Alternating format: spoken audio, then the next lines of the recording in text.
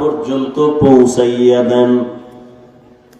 হায়াত যদি কম থাকে রমজান পর্যন্ত পৌঁছাইয়া দেন। মরণ যদি হয় রমজানেই যেন হয়। রজবে নবী বরকত চাইলেন, শাবানে বরকত চাইলেন, রমজানে বরকত দেন কেন বলেন নাই? বলে রমজান এমন বরকতের মাস, যেই বরকত গুলো সীমাহীন। আমি হাওয়ার উপরে চাই না, আমি পৌঁছাইয়া দেন ওই রমজানে। আমি নিজে কাজ করে করে করে করে আমি বরকত নিতে চাই। সুবহানাল্লাহ। কত কষ্ট করেছিলেন ইয়াতীম নবী এ রমজানে, ইবাদতে রাত কাটিয়ে দিতেন, কি হবে উম্মত বিনে। কত কষ্ট করেছিলেন ইয়াতীম নবী এ রমজানে, ইবাদতে রাত কাটিয়ে দিতেন, কি হবে উম্মত বিনে। আমরা তো সেই নবীর উম্মত, কেমনে দাও তার সিনাতে আঘাত। মরণের ভয় নাই কি তোমার, কি হবে যে শেষের গতি। ভুলবো না ভোলা যায় নাকি মাহে রমজানের স্মৃতি। ভুলবো না ভোলা যায় নাকি মাহে রমজানের স্মৃতি। এ মাসের কত ফজিলত জানো কি মুসলিম জাতি। ভুলবো না ভোলা যায় নাকি মাহে রমজানের স্মৃতি। আল্লাহর সেই পবিত্র কালাম মহাগ্রন্থ আল কুরআন, কি মহিমা এ মাসেই হয়েছে তার আগমন।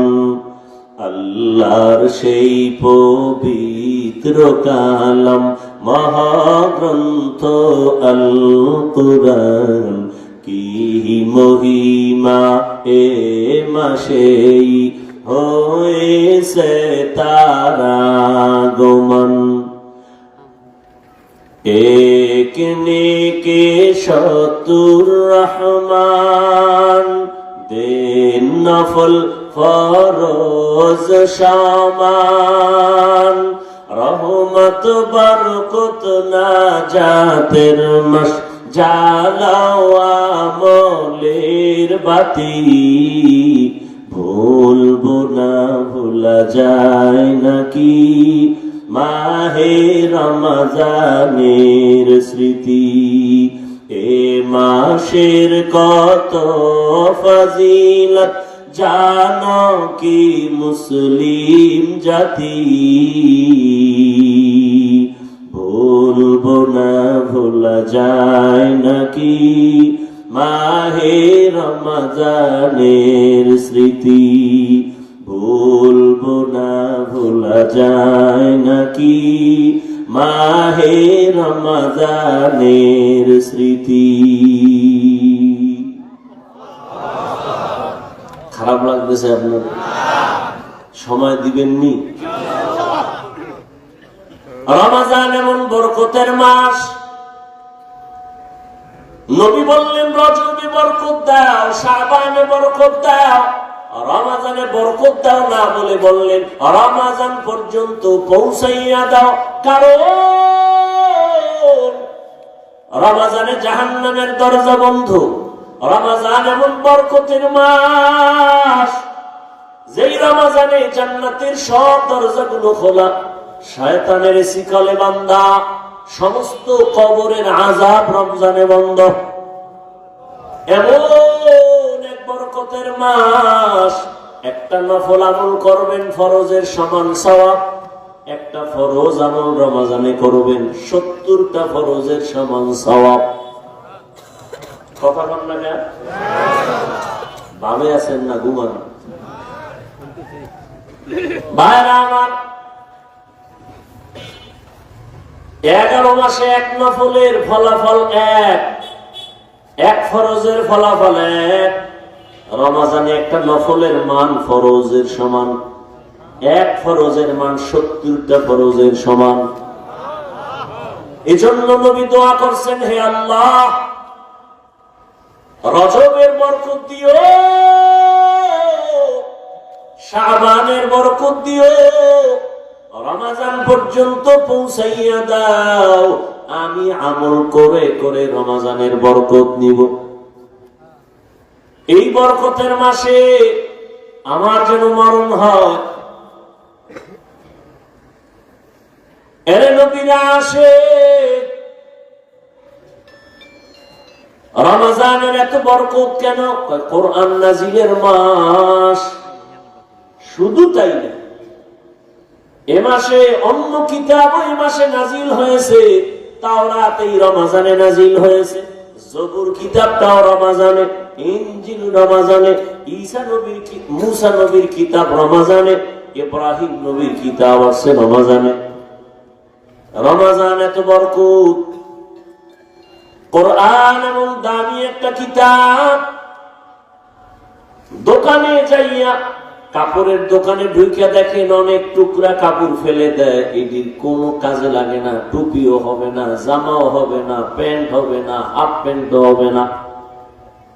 ওই কাপড়গুলো ধরে যদি বলেন, ভাই এ দোকানওয়ালা টেইলার্সওয়ালা ভাই, কাপড়ের টুকরাটা আমাকে দাও, বলে তুমি কি করবা?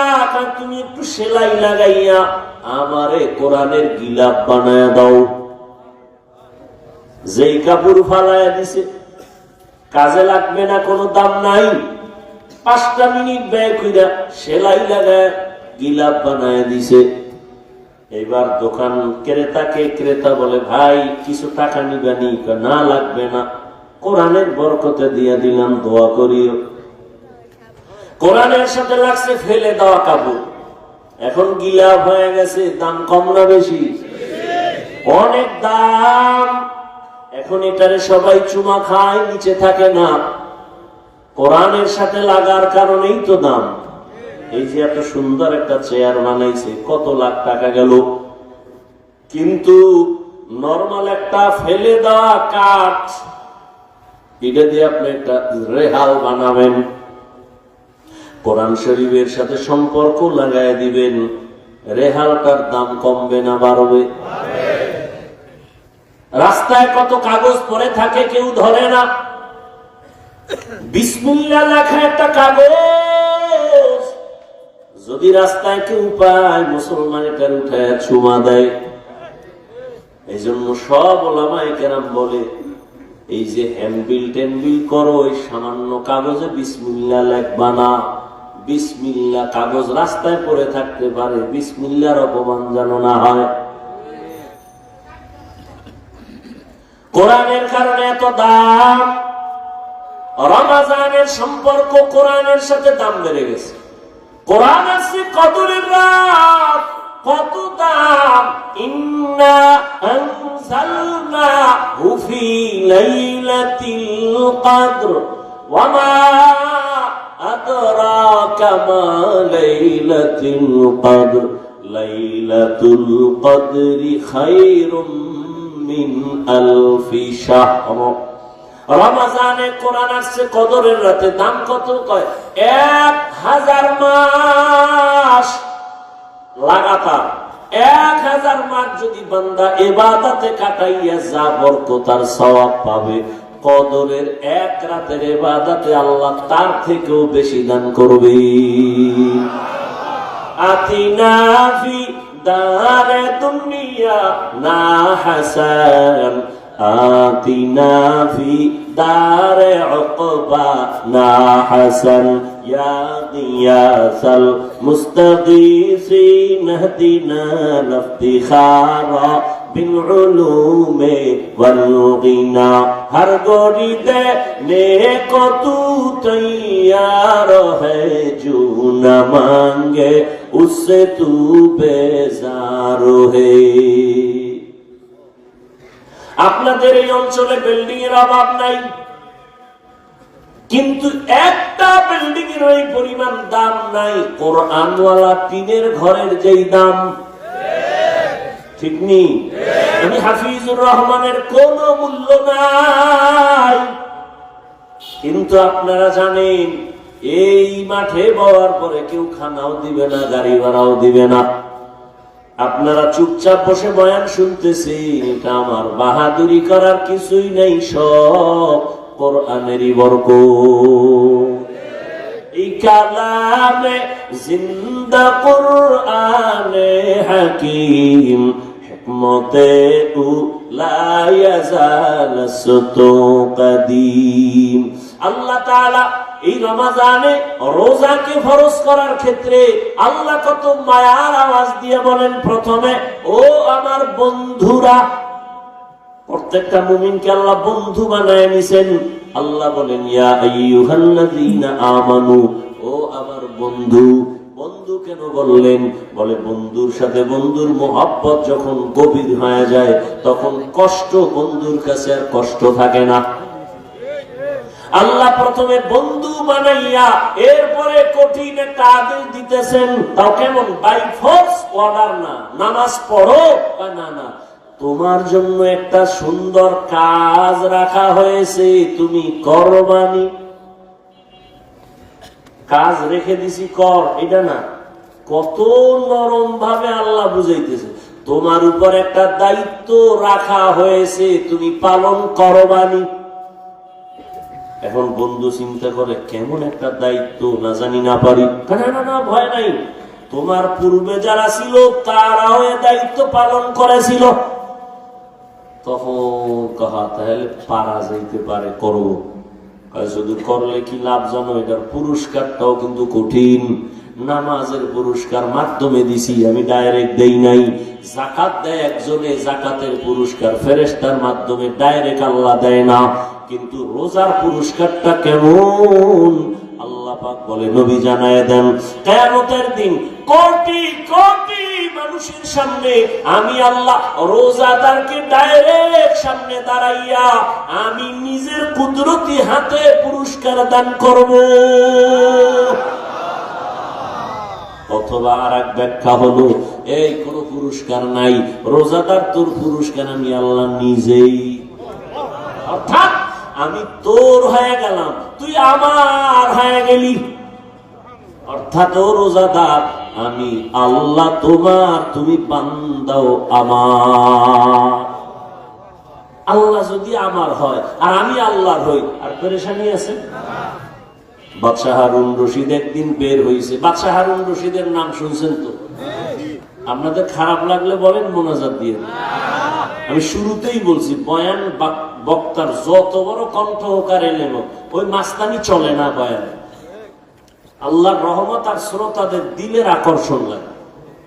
বহু জায়গায় বয়ান করতেই মনে চায়, কখন 2 ঘন্টা হয় 13 বাইরে। আর বহু জায়গায় বসলে বয়ান খুঁজি কি কমু, ভাবসাব কেমন জানি তেমনই। আল্লাহ হেদায়েত দান করুন। ভাইরা আমার, বাদশাহ হারুন রশিদের নাম জানেন না? বলেন তো তার স্ত্রীর নাম কি? মাশাআল্লাহ, কি নাম? জুবায়দা। কমলমতি নারী। এত বড় রাষ্ট্রের পরিচালক বাদশাহ হারুন একদিকে রাষ্ট্র চালায়, অন্যদিকে তাহাজ্জুদের নামাজ পড়ে, ইমামতি করে। এরা হইল রাষ্ট্রের নেতা, ইমাম। ইমাম তো সেই হবে যেখানে যাবে সেখানে ইমাম, মসজিদও ইমাম, সংসদে ইমাম। যে এই যোগ্যতার একটা নাই, সে সব জায়গার ইমাম হওয়ার যোগ্যতা রাখেন। আমরা তো ইমাম, আমরা হই না, আমরা জোর কইরা ইমাম নিজের বানাইছি। জোর কইরা বানানোর কারণে বেশি দিন টিকে না। আর আল্লাহ যদি বানাইতো মৃত্যু পর্যন্ত থাকতো। বাদশাহ হারুন রশিদের নাম জানেন, তার স্ত্রী জুবায়েদা খাতুন। এরে পর্দার আড়ালের আম্মা জানেরা, মাইকের আওয়াজ শুনতেছেন, এত বড় রাষ্ট্র পরিচালনা করে বাদশাহ হারুন রশিদ। সারা দুনিয়াবাসী তার নাম জানে। তার ঘরের স্ত্রী কত পাওয়ার ওয়ালা মহিলা, কিন্তু শুনে জুবায়েদা খাতুন কত বড় আবেদা, কত বড় জাকেরা, কত বড় নেককারিনী, নিজে কোরআনের হাফেজা। আরো আস্তে করে বলেন সুবহানাল্লাহ। কইতো ধাক্কা লাগে, সারাদিন বিড়ি টেনে সুবহানাল্লাহ লিখেন।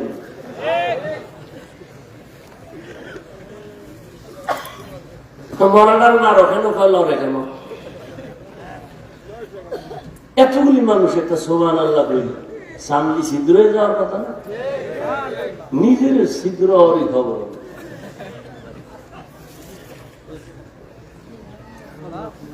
হায় হায় হায়। জুবায়েদা খাতুন নিজে কোরআনের হাফেজা, তার আন্ডারে কাজ করে 100 কাজের মহিলা, সবাই কোরআনের হাফেজা। জুবায়েদা খাতুন কেমন আবেদা, কেমন আবেদা, কেমন আল্লাহর প্যারা বান্দি। নিয়ত করে ফেলাইছে, আমি জুবায়েদার বাড়ির থেকে 24টা ঘন্টার সেকেন্ডে সেকেন্ডে কোরআনের তেলাওয়াতের আওয়াজ বের হবে। 1 সেকেন্ড যেন বাদ না যায়। 100 মহিলা কাজের লোক, সব কোরআনের হাফেজা। ডিউটি ভাগ করলো, তুমি 1 পারা কোরআন পড়বা, এরপরে কাজে নামো, তুমি আধা পারা বইরা, আবার কাজে নামো, তারপরে তুমি, তারপরে তুমি। এইভাবে 24টা ঘন্টা ভাগ করে দিয়েছেন। জুবায়েদার ঘর থেকে এখন 24টা ঘন্টার প্রতিটি সেকেন্ড আমার মাওলার কোরআনের আওয়াজ বের হয়। ইকালামে জিন্দা কুরআনে হাকিম, হিকমতে উ লা ইয়াজাল সুতু কাদিম। জুবায়েদা একদিন স্বপ্ন দেখে। কি দেখে? স্বপ্ন। স্বপ্নে দেখতেছে জুবায়েদা আমি বাইতুল্লাহর সামনে দাঁড়ানো। খেয়াল করতেছেন তো? জুবায়েদা স্বপ্নে দেখে আমি বাইতুল্লাহর সামনে দাঁড়ানো, আর সারা দুনিয়ার মানুষ আইসা আইসা পুরুষেরা জুবায়েদার সাথে জিনা করে। কত কঠিন স্বপ্ন। এত বড় বুজুর্গ আবেদা জুবায়েদা, স্বামীও সেই বুজুর্গ, স্বপ্ন দেখে কোথায় দাঁড়ানো বলেন? বাইতুল্লাহর সামনে দাঁড়ানো। জুবায়েদা দেখে সারা দেশের মানুষ, পুরুষেরা আসে কাতারে কাতারে আইসা জুবায়েদার সাথে জিনা করিয়া যায়। এই স্বপ্ন দেখলে আর ঘুম থাকে? তোমাকে ঘুমের টেনশন নেই, তোমরা তো এদিকেই সারা জীবন কাটাই না। সারা রাত মোবাইলে জেনা জেনা জেনা, চোখের জেনা, কানের জেনা, হাতের জেনা, জবানের জেনা। তোমার জন্য এটি কোনো দোষ না। এটারে দোষ যেন কেউ না মনে করে, এই জন্য ইংলিশ 2টা শব্দ বানায় স্লোগান দেয়, ডোন্ট মাইন্ড। কি হো কি ফ্রি মাইন্ড। এই ফ্রি মাইন্ডে আর ডোন্ট মাইন্ডে কি হচ্ছে দেশে? আল্লাহ হেদায়েত দান করুন। হায় হায় কি বলবো। জুবায়েদা খাতুন এত বড় আবেদা, ও পর্দার আড়ালের আম্মা জানেরা, ভালো করে বুঝে। আপনারাও তো তাদের মতো দামি নারী। জুবায়দা বাইতুল্লাহর সামনে স্বপ্ন দেখে জেনা করে করে পুরুষেরা যায়। দেখে তো জুবায়দার মাথা গরম হয়ে গেছে, আমি তো আল্লাহরে ডাকি, ইবাদত করি, কোরআন তেলাওয়াত করি, আমি তো হাফেজা, এ কি দেখলাম, মাথা গরম হয়ে গেছে। খাদেমরা ডাক দিয়া কয়, দেখ তাড়াতাড়ি বল। স্বপ্নের ব্যাখ্যা তো সবাই করতে পারবে না, এবং স্বপ্ন দেখে সবার কাছে বলাও যাবে না, নিষেধ। যারা ব্যাখ্যা বুঝে তাদের কাছে বলো, কারণ উল্টা পাল্টা বলিয়া যদি উল্টা ব্যাখ্যা করে ভেজাল লেগে যাবে। জমানার বড় স্বপ্নের ব্যাখ্যা করনেওয়ালা, এত বড় একজন বড় দামি বান্দা মুহাম্মদ ইবনে সিরিন লোক পাঠায় দিল, যা স্বপ্নের ব্যাখ্যা নিয়ে আসবি, তবে আমি জুবায়দার নাম বলবি না। জনৈক এক মহিলা স্বপ্ন দেখছে। মুহাম্মদ ইবনে সিরিনের কাছে চলে গেল, যাইয়া কয়, হযরত, বড় বুজুর্গ, এক মহিলা স্বপ্ন দেখছে বাইতুল্লাহর সামনে দাঁড়ানো, দেশের বিভিন্ন জায়গা থেকে যুবক পুরুষেরা এসে জিনা করে। মুহাম্মদ ইবনে সিরিন কা স্বপ্ন দেখছে কে? কয় নাম বলা নিষেধ, দৌড় দে, ব্যাখ্যাও নিষেধ। ব্যাখ্যাও কি কঠিন, বড় কঠিন, ব্যাখ্যা দেওয়া যাবে না। কারণ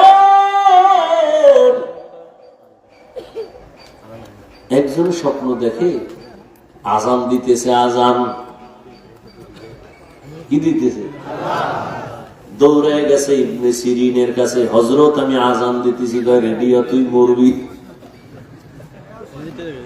আর একজনে আজান হেও দেখছে, আজান দেয়, দৌড়ে হযরত স্বপ্ন দেখছি আজান দিতেছি, কয় শুকর আদায় কর, তুই হজ করবি।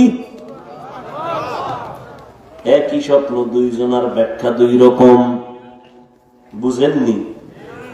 মুহাম্মদ ইবনে সিরিন বলে নাম কয়, নাম কওয়া নিষেধ, কয় ব্যাখ্যা দেওয়াও নিষেধ। কি করবো? কয় যা। দৌড়ে এসে কয়, জুবায়দা খাতুন, আপনার নাম যদি না বলা হয় স্বপ্নের ব্যাখ্যা দিবে না। জুবায়দাও প্যারায় ফিরে গেছে, কি করি, যাও গিয়ে নামটা বলো। মুহাম্মদ ইবনে সিরিনের দরবারে যাইয়া কয়, স্বপ্ন দেখছি জমানার বড় ওলিয়ে কামেল হারুন রশিদের স্ত্রী আবেদা জুবায়দা খাতুন। মুহাম্মদ ইবনে সিরিন শুকর আদায় করে বলে, ধন্য জুবায়দার কপাল,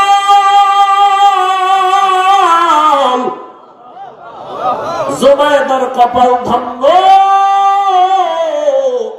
জুবায়দারে গিয়ে সুসংবাদ দাও, জুবায়দার দ্বারা মক্কার জমিনে এমন কিছু কাজ হবে, জুবায়দার ওই কাজের দ্বারা উপকার পাবে দুনিয়ার সবাই। ঠিকই জুবায়দা এমন এক কাজ কইরা দিছে, আজও মক্কায় হাজি গেলে, খুঁজতে গেলে পাহাড়ের পাশে পাশে দেখবে ড্রেন কাটা আছে, ড্রেন, ড্রেন, ওটার নাম আরবিতে নহরে জুবায়দা। জুবায়দা মক্কায় যাইয়া দেখে মক্কায় পানির সংকট, নিজে সরকারি টাকা না নিয়ে নিজের জমা টাকা রেডি করে কোটি কোটি কোটি টাকা ব্যয় করে বিশাল বড় নহর, ড্রেন কাটলো, ড্রেন। ওখান থেকে পানি নিয়ে হাজিরা যেন সব জায়গায় পানি পায়, কষ্ট যেন না হয়, আরাফায়, মুজদালিফায়, সব জায়গায়। এখনো পাহাড়ের পাশে সেই ড্রেনের ইটা এখনো আছে, অনেকে তো জানেই না। সমস্ত আরবের মানুষ যারা আলেম ওলামা, বিজ্ঞ যারা, ঐতিহাসিক ইতিহাসের পাতায় আছে, ওই মক্কা নগরীতে এখনো সে নাম আছে, নহরে জুবায়দা। এই জুবায়দার স্বামী বাদশা হারুনুর রশিদ। এই ঘুমাইতেছে, দেখছেন নি? আমার কাজে লাগাই जिंदगी में बंदगी तू करना है, जिंदगी में बंदगी तू करना है, जिंदगी पे बंदगी शर्मिंदा है, जिंदगी पे बंदगी शर्मिंदा है। সাউন্ডটা প্রথমে ভালো ছিল, কি যে হইল, চাইছে একটু মন খুলে আজকে বয়ান করুন, শেষ বয়ান, হারা রোজায় কোনো অজলই নেই, মাদ্রাসার জন্য সময় দিন, আজকেই শেষ। চাইছি এককালে যদ্দুর ভারী করে যেমন পারলাম না সাউন্ডের কারণে, কত সিঙ্গার শুরুতে মোটামুটি ছিল, কি যে হইল আল্লাহ। একটা চিৎকার দিয়ে দেখছেন কোন, আপনারা তো খুব হিসাব করেন, পরের বাড়ি খাইয়াছে হারা কি তেল তেল, ভাই দাওয়াত কা আলহামদুলিল্লাহ, আপনার বাড়ি কা নাউজুবিল্লাহ, কি খুশি না একজন, এটা কোনো ব্যাপার। তো বাড়ি ঢুকছে চোর, অন্ধকারে একটা চিল্লানি দিয়া আর মাথা ধরে গেছে, দরজা খোলার লেগে ধাক্কাইতে ধাক্কাইতে ফজর পর্যন্ত খালি দরজা ধাক্কাইছে অন্ধকারে, সকালে দেয় জানালা ফেলছে, দরজা আর হয় না। এই এক শিক্ষারে চান্দি গরম হয়ে গেছে। সাউন্ড হলো আসল মানুষের বডির মূল রূপ, আমাদের বয়ানের মূল জিনিস সাউন্ড। এই বাতি বুতি কিচ্ছু লাগবে না, ভ্যান্ডেল ভ্যান্ডেল বাতাস উড়ে গেল, মাইক কাছে বয়ান চলবে, চোখ বন্ধ করে খালি চলতেই থাকে।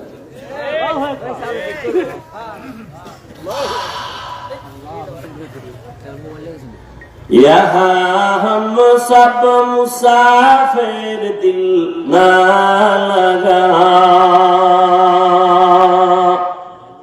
আজকে অন্য কোনো ওয়াজও রাখিনি, প্রতিদিন তো কমপক্ষে দুইটা, কাইলে দুইটা করছে, দুইটা ছাড়া ওয়াজ চলবেই, নিম্নে দুইটা লইতে আমাকে মান্যত করা, বুঝলেন না? তুমি 10টায় দেওয়া বয়ান, আমি হেন ঘাস কাটবো, আমার মাদ্রাসা চালাই তুই, তোমার তো বলা যাবে না তুমি আমার 10 লাখ দাও।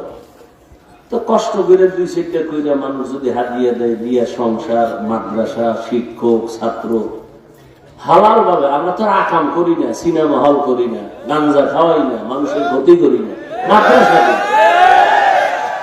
এখন একটা জায়গা লইছি 15 কোটি টাকা দাম, মাদ্রাসার সামনে বিশাল এক মাঠ, মালিক দিতে চায় না, বউ বাহানা করে, ওরা 70 লক্ষ টাকা দিয়ে মোটামুটি আটকাইছি। সাইনবোর্ড লাগাও, আলেম ওলামা 100 জন আইনে, এরপরে দোয়া করানো, মাঠে সাইনবোর্ড ফালাইয়া, এরপরে মানুষের কাছে কিছু চামো, রসুল চাইছেন, আমিও চামো, এটা সুন্নাত। টোটাল 20 কোটি টাকার একটা প্রজেক্ট মাথায় নিয়ে ঘুরতেছে, 70 লক্ষ টাকা মোটামুটি দেওয়া হয়েছে, আল্লাহর শুকর। ও টাইম দেবে কিছু, পেরেশান, এত টাকা কই পাবো, আবার অন্তরের বুঝে, মাওলায় দিলে সময় লাগে, বাংলাদেশ গুলো গরিব, কোন সোরে কয় গরিব, দেখছেন টাকা কেমনে বাইরে কলা গাছের ভিতরে দিয়ে, টাকা টাকা চাইরে দিয়ে।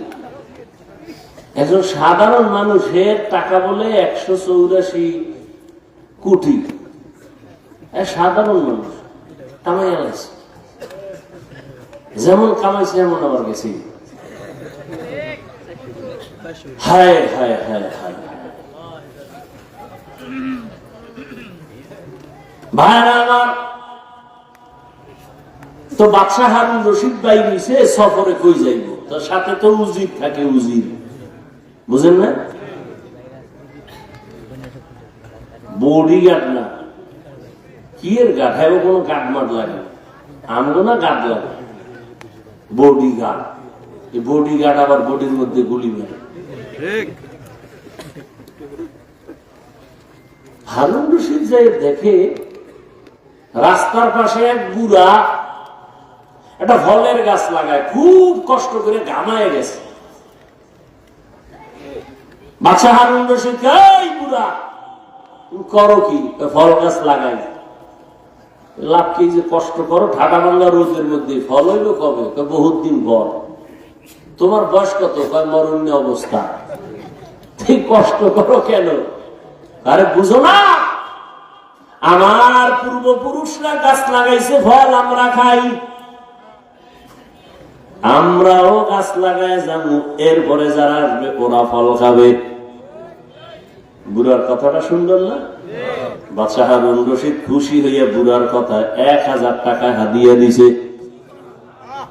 বুড়া একটা চিল্লানি দিয়ে কয়, মানুষ গাছ লাগাইয়া ফল পায়, 1 বছর পর আমি নগদ পাইছি। 1 বছর পর ফল পাই, আমি কি নগদ পাইয়া লাইছি? বাদশা বুড়ার কথা শুনে আবার 1000 দিছে। বুড়া চিল্লা কয়, মানুষ বছরে ফল পায় একবার, আমি নগদ 2 বার। উজিরে কয়, টের পাইছেন নি বাদশা?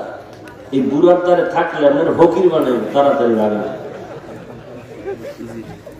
এই বুড়া যে বুড়া, তো বুড়াদের বড় দাম।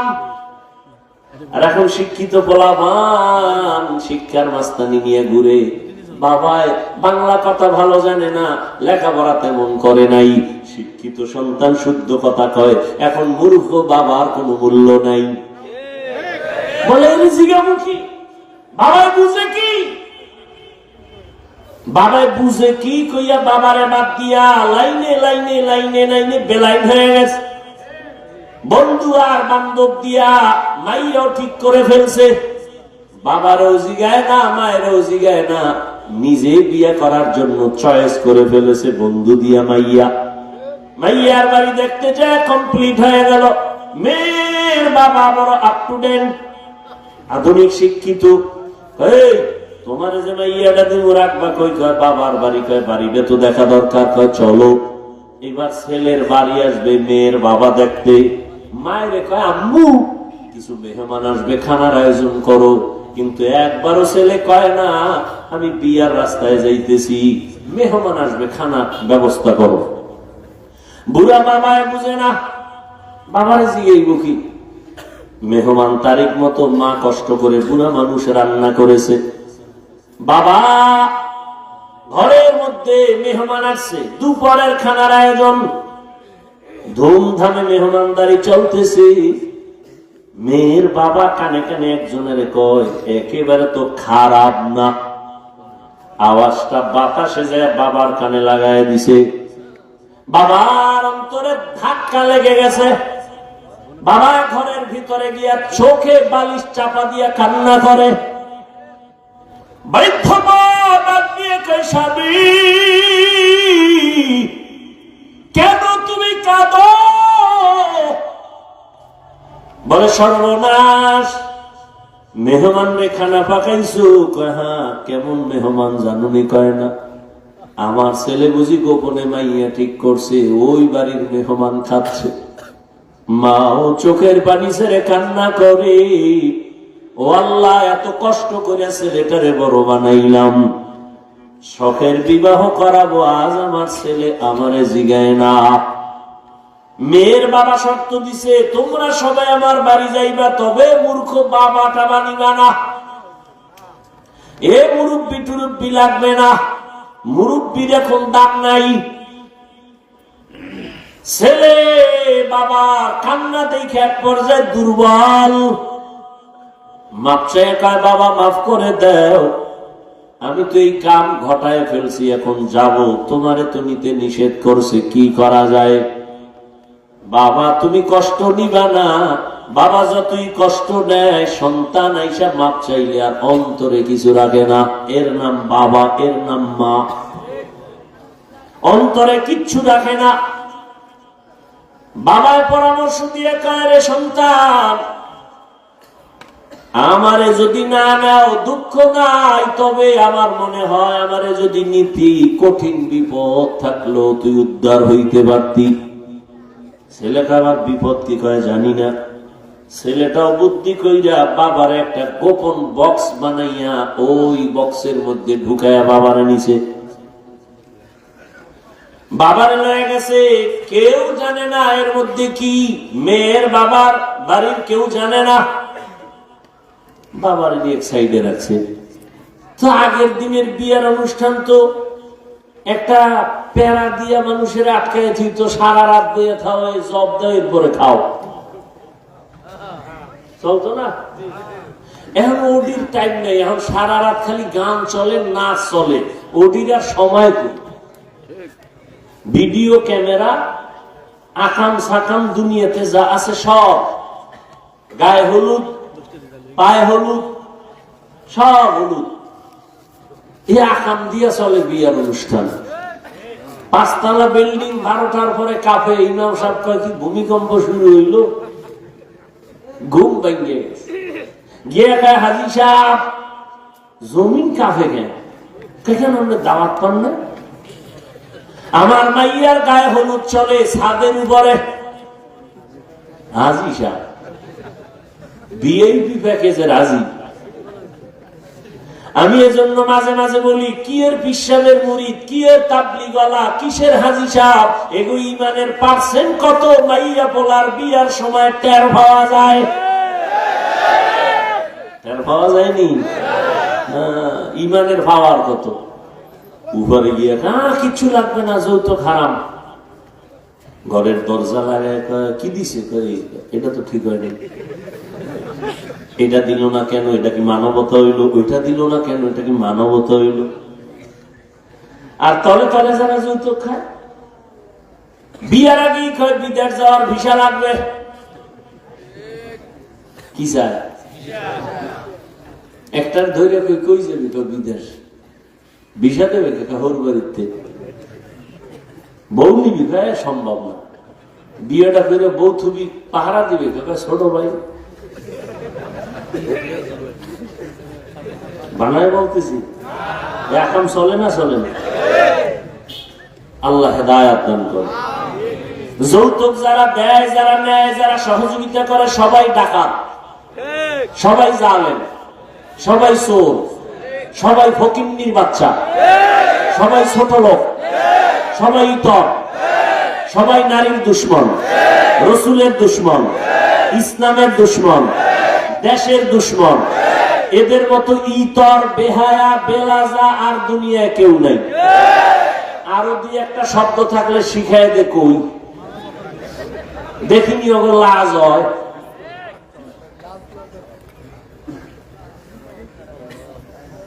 আল্লাহ হেদায়াত দান করুন। এক যুবক কয় এত কিছু হইনি, আর ভালো লাগে না, নিয়ত পাল্টাই গেছে, খামো না, দেখি কি হয়। ফট করে একটা দুঃখ, কি আব্বা তো মান্যত করছে, ওটা খাইবি। এরকম বাপ আছে না? মাইয়া হইলে খুব বেজা, ছেলে হইলে। আর রহমতের নবী বলেন, আমি 4 কন্যার বাবা, আমার কোনো ছেলে নাই। ও কন্যার বাবারা, একটা কন্যা যদি পাও, একটা জান্নাতের মালিক। একজনে খুশি হয়ে, আমি 4টে হয়েছি, আমি 4 জান্নাতের মালিক। কয় মাইয়া? কয় জান্নাতের মালিক? মাইয়ারা কি আর এরা আবার গ্রামীণ ব্যাংকের মালিক। কি কায়দা! ভাইরা আমার,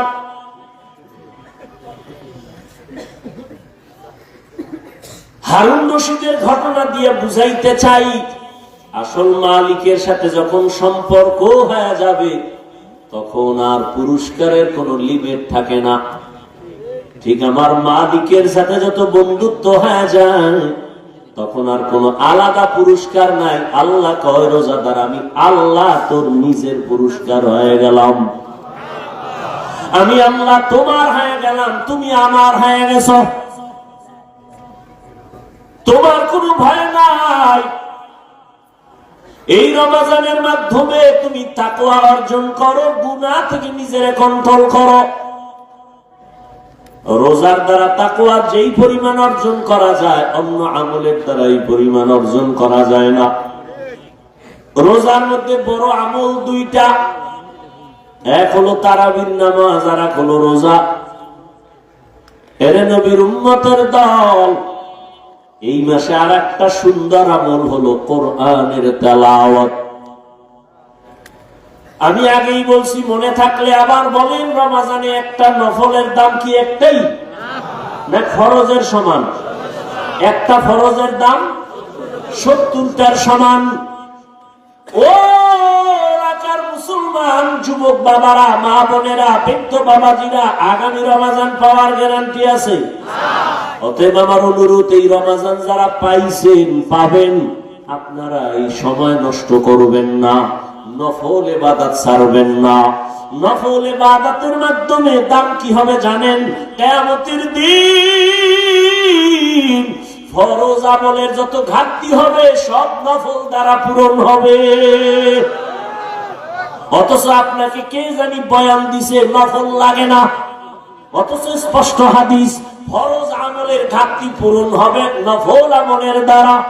রমজানে একটা নফল ফরজের সমান। এই রমজানে নফল ছাড়বেন কেন? ও তারাবি পড়নেওয়ালা বাবারা, আপনারা নফল যত পারেন বাড়ায় পড়বেন। কমপক্ষে 20 রাকাত যেন তারাবি হয়। 8 রাকাত নিয়ে কেউ দ্বন্দ্বে যাইয়েন না, কোনো দূরত্ব নাই। ইবাদত আল্লাহর জন্য করবেন। যদি কেউ ওয়াদাই করে ফেলেন যে আমি 8 রাকাতের বেশি তারাবি পড়ব না, তার কাছে আমার মোহাব্বতের আওয়াজ হলো, ঠিক আছে মেনে নিলাম, আপনি 8 রাকাতই তারাবি পড়েন, তবে বাকি 12 রাকাতও পড়েন, নফল হিসাবে পড়েন। দেখবেন এই সওয়াব আর আগামী রমজানে আপনি পাবেন কিনা গ্যারান্টি নাই। অথবা রমজান পাইছেন, আপনি অসুস্থ, লাভ কি? ওই দেখেন না একদল রমজান আইলেই বিপদ, মনে হয় অসুস্থতা বেড়ে যায়। আছেন এরকম কিছু? আজকে কেতাবে দেখছি বড় এক বুজুর্গ পাকিস্তানের হাকিম আক্তার সাহেব রহমতুল্লাহ লেখছে, কি লেখছে জানেন? 1 এলাকার মানুষ একেবারে আওয়াম, শিক্ষিত না, অনেক হুজুরে গেছে ওয়াজ করতে, রমজান আইতে আছে রেডি হও। এরা বুঝে না রমজান কি। হুজুর এটা কি? এটা আইলে ফজরের আগের থেকে সন্ধ্যা পর্যন্ত না খায় থাকলে কয়টা আবার কোন গজব, সারাদিন না খাইয়ে কহ একটু পানি না, পানিও না, কয় কি পানিও পান করতে পারবো না, কয় না। তো এই বিপদের লাগে তো মোকাবেলা করতে হবে। এবার হুজুর এটা আইবে কোন দিক দিয়ে? পশ্চিম দিক দিয়ে। তাই কবে? 29শে শাবান, শাবানের 29 তারিখ। টাইম কোন সময়? সূর্য ডোবার পর। হুজুর ঠিক আছে, বুঝলাম। হুজুরে বয়ান করে গেছি, সবাই রেডি, লাডি বানা। এই এলাকায় রমজানের ঢুকতে দেওয়া হবে, যত যুদ্ধ লাগুক সারাদিন রাখায় রাখবে, আমাকে একটু পানিও খাইতে দিবে না, ওরে এই এলাকায় ঢুকতে দেওয়া হবে না। 29শে শাবান কবে? গুইনে টুইনে পাইছে। এবার কইছে হুজুরে ওই সূর্য ডুবার পরে পশ্চিম দিক দিয়ে রমজান আইবে। এরা সবাই পশ্চিম দিকে রেডি, লাডি টাডি নিয়ে। ঠিক সূর্যটা ডুবার পরেই দেখে একজনে উট লইয়া আইতেছে, উটের রাখা। এই যে দেখা যায় বোধ হয় আগুয়া সামনে আগা যাইয়া ধরে রেখে, তোর নাম কি? আমার নাম রমজান আলী। পাওয়া গেছে হুজুরের দেয়ার কথাই কইছে। রমজান আলী এটার ফিডা, হারে ফিডা গণ ধোলাই, এটা মায়ের মুড়ি খাইয়া দৌড়। এটা জানে না যে আমার কি লেগে ফিডা, দৌড় ফিডে টিডে কইছে এই এলাকায় ঢুকলে তোর রুহু আল্লাহ রাখবেন না, খবরদার তুই অন্য দিকটা দৌড়া, এলাকায় ভুলো আবি না। ঠান্ডা মাথায় সবাই আছে। হুজুরে কয়েকদিন পর আবার বয়ান আইছে রোজার পরে। কেউ ভাই রমজান কেমন কাটলো? হুজুর রমজানের মাইয়া আল্লাহ শুকর আমি এলাকায় ঢুকতেই দিই, বহু দূরে রাখছি। এই বিপদ, এই এলাকায় ঢুকতে দেওয়া হবে না। কিছু মানুষ এই রমজান আইলেই আমার অসুস্থতা বেড়ে যাবে, গ্যাস বেড়ে যাবে। অথচ পৃথিবীর সমস্ত চিকিৎসা বিজ্ঞানী একমত মানুষের সুস্থতার জন্য আল্লাহ দেওয়া সর্ববৃহৎ এক ঔষধের নাম রোজা। আমাকে হুজুর গুলা বাদ দাও, এমনি তোরই কানে ঢুকবে না, ওটা ওই যে নাকের উপরে একটা মশা উইরা যায় এইরকম হুজুর কথা। চিকিৎসা বিজ্ঞানীদের কথা কি করবা? সমস্ত চিকিৎসা বিজ্ঞানী একমত, মানুষের জীবনের সুস্থতার মহা এক ঔষধ হল রোজা। গত বছর হিন্দু এক ডাক্তার বিশাল এক আর্টিকেল লেখছে ফেসবুকে, আমাকে একজনে দেখেছে, বিশাল রোজার কি শরীরের উপকার কি কি। এই জন্য রসুল শুধু রমাজান না, প্রত্যেক সোমবার বৃহস্পতিবারে রোজা রাখছেন। রোজা রেখে একটু কষ্ট লাগবে, দেন পর অভ্যাস হয়ে গেল, শান্তি আর শান্তি। 3 দিন খাইবেন, 1 দিন রোজা, পুরো খানা দানার বডি ব্যালেন্সে চলে আসবে। আবার 2 দিন খাইবেন, আবার রোজা, পুরো বডি ব্যালেন্স। সুস্থতার জন্য রোজা, বিকল্প কোনো ঔষধ নাই। আর এক ঔষধ রাতের ঘুম। রোজা যারা রাখবেন এখন কি উপায়? আফসুস, আপনিও মুসলমান, আমিও মুসলমান, আপনার আল্লাহ আমার আল্লাহ এক, নবী এক, কোরআন এক, কাবা এক, ধর্ম এক। এর যুবক, আপনি রোজা রাখতে চান না, আপনার ছেলেও চায় না, মেয়েও চায় না। আল্লাহর শুকর, আমাদের ছোট ছোট বাচ্চারা রোজা রাখবে। সাহারিতে যদি না উঠাই, পরের দিন খায় না, রাগ কইরা উঠাই নাম না কেন? আর আপনার 20 বছর ছেলে মেয়ের বয়স রোজা রাখে না। আম্মা জান মাঝে মাঝে কয়, 2-1টা রোজা রাখবি। বাবা একা খবরদার, রোজা রাখায় না, চেহারাটা নষ্ট হয়ে যাবে। ওই আব্বাজানকে জিজ্ঞাসা করি, সারা রাত মোবাইল চালাইয়া যে ছেলেটার চেহারা নষ্ট হলো, বলেন কোন মেডিসিন দিয়ে ভালো করবেন? এখনো অনুরোধ করে বলছি রে যুবক, ও পর্দার আড়ালের আম্মা জানেরা, বোনেরা, ও বৃদ্ধ বাবাজি, কয়দিন আর দুনিয়ার বাহাদুরি। চোখের সামনে কত লাশ। কই আমরা যে নবীর আদর্শ মেনে টুপি পরলাম, দাড়ি রাখলাম, নামাজ পড়ি, পর্দা করি, হালাল খাই, কই আমাদের তো সম্মান কমে নাই, না খাইয়াও মরি নাই। করোনার সময় স্কুল বন্ধ, কলেজ বন্ধ, চাকরি বন্ধ, ব্যবসা বন্ধ, ফ্যাক্টরি বন্ধ, কিন্তু কোরআনওয়ালাদের একটা মাদ্রাসাও বন্ধ হয় নাই। আপনি মাস্ক লাগাইছেন, ট্রিপল মাস্ক, মরবেন না করোনার ভয়ে। আর এই দেশের লাশগুলো করোনার লাশ, হুজুরেরা কান্দে নিল, জানাজা পড়াইলো, গোসল করাইয়া দাফন করলো, একজন হুজুরেও করোনায় মরে না। এরে আমার কলিজার যুবক বাবারা, আল্লাহ সম্মানের মালিক, ও এলাকার ভাইরা, ও যুবক বাবারা, এতক্ষণ আমি যে বয়ান করতেছি, আমি একবারও কিন্তু আপনাদের বলি না আমার মতো টুপি লাগাও, স্কুল ছেড়ে মাদ্রাসায় যাও। আমি কওমি মাদ্রাসার সন্তান, তোমরাও যাও। আমি তাবলীগের লাইনের সন্তান, তুমিও তাবলীগে যাও। একবারও বলি নাই আমি পীরের মুরিদ, তুমিও পীরের কাছে যাও। একবারও বলি নাই।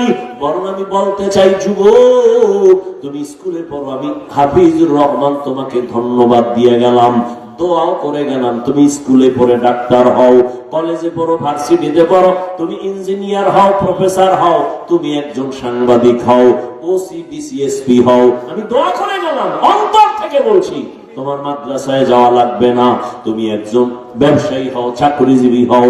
তবে আমি হাফিজুর রহমানের একটা ছোট দাবি, বিদায় বেলা তোমাদের কাছে, বেয়াদব হইও না রে বাবা। তোমার ব্যবহারে কোনদিন যেন মা বাবা কষ্ট না পায়, তোমার আচরণে কখনো যেন আলেম কষ্ট না পায়, তোমার ব্যবহারে কখনো শিক্ষক যেন কষ্ট না পায়। কারণ মা বাবা যদি কষ্ট পাইয়া মনে দুঃখ নিয়ে বলে একটা নিঃশ্বাস ছাড়ে, ওই নিঃশ্বাসটা তোমার জন্য একটা আগুন। ওই আগুনটা যদি তোমার কপালে লেগে যায়, মরার আগে তোমার জীবন বরবাদ হয়ে যাবে। তোমার মতো যুবক, তোমার আচরণে শিক্ষক যদি কষ্ট পাইয়া দুঃখের নিঃশ্বাস ফেলে বলে এই কষ্টের নিঃশ্বাস যদি তোমার কপালে লাগে তোমার লেখাপড়া ধ্বংস হয়ে যাবে। আলেমের দুঃখের নিঃশ্বাস যদি লাগে চরিত্র নষ্ট হয়ে যাবে। এজন্য বললাম হে যুবক, স্কুলে পড়ো, কলেজে পড়ো, চাকরি করো, ব্যবসা করো, মা বাবার দোয়া নিয়ে, শিক্ষকের দোয়া নিয়ে, উলামায়ে কেরামের পরামর্শ নিয়ে, নবীর আদর্শ মেনে জীবনটা চালাও। এবার বাস্তবে একটু তাকায় দেখো তো, তোমার মতো যুবক জীবনে মাদ্রাসায় পড়ে নাই, স্কুলে পড়ে, কলেজে পড়ে, সত্য কথাটা স্বীকার করো। তোমার মতো যুবক জেনারেল লাইনে থাইকাও নামাজ পড়ে, বলো আসেনি? তোমার দুই পা হাত রেখে বলছি, বেয়াদবি মাপ চাই, রাগ করো না। বলো তুমি মেধা আছে, বিবেক আছে, পশুকে আল্লাহ বিবেক দেয় নাই, তুমি বলো। তোমার মতো যুবক যদি স্কুল কলেজে পড়িয়া নামাজ পড়ে, বলো তুমি কেন পারো না রে বাবা? তোমার কি সমস্যা বলো? মা বাবার কি অভিশাপ লাগছে তোমার কপালে? আমার তো মনে হয় তাই। নাইলে অভিশাপ না লাগলে তোমার মতো যুবক যদি কলেজে পড়িয়া নামাজ পড়ে, বলো তুমি কেন পারো না? তোমার মতো যুবক যদি রাস্তায় গাড়ি চালায় নামাজ পড়ে, তুমি কেন পারো না? তোমার মতো যুবক র্যাব, আর্মি, পুলিশ, বিডিআর এর চাকরি করে নামাজ পড়ে, বলো তুমি কেন পারো না? তোমার মতো যুবক ডাক্তার, প্রফেসর, ইঞ্জিনিয়ার 5 ওয়াক্ত নামাজ পড়ে, বলো তুমি কেন পারো না? তোমার মতো যুবক নদীর মধ্যে মাছ ধরে, নামাজ ছাড়ে না, ময়দানে কৃষি কাজ করে, নামাজ বাদ দেয় না, বলো তুমি কেন পারো না রে বাবা? আল্লাহর কসম, আল্লাহ তাআলা তোমাকে বারবার ডাকে, তওবা করো। কয়দিন আর গুনাহ করবা, কোন দিন হায়াত শেষ হবে জানা নাই। চক্ষু বন্ধ করে একটু গবেষণা করো, ভাবো, দেখো করোনার মধ্যে যুবকের লাশ, ছাত্র জনতার আন্দোলনে দেখো যুবকের লাশ, যত লাশ দেখি শুধু যুবক আর যুবক, পানির নিচে, গাড়ির নিচে, ঘুমের বিছানায় যুবকের লাশ। কয়দিন আর বাহাদুরি করবা? জীবনে তো গুনাহ মনের ঝাল মিটাইয়া কম করো নাই। মনে চাইছে দাড়ি রাখবা না রাখো নাই, মনে চাইছে নামাজ পড়বা না পড়ো নাই, মনে চাইছে পার্কে যাবা দৌড়ায় গেছো, কারো বাধা তুমি মানো নাই। এখনো কি তওবা করবা না রে বাবা? মনটাকে শুধু একটা কথাই বুঝাও, এরে মন, তোমার মতো যুবক যদি জেনারেল লাইনে থাকিয়া চাকরি করে, ব্যবসা করে, লেখাপড়া করে, নামাজ পড়ে, তুমি কেন পারবা না রে বাবা? এখনো সময় আছে, তওবা করে নাও। আমার আল্লাহর কাছে মনে মনে বলো, ও দয়ার মালিক, জীবনে তো কম দাড়ি কাটি নাই, নামাজ কম সারি নাই, বেপরদায় কম চলি নাই। ও আল্লাহ, কয়দিন আর গুনাহ করব, কোন দিন আজরাইল আসবে তাও জানা নাই। তওবা করিয়া দাও, এই বরকতের মাস আর পাবা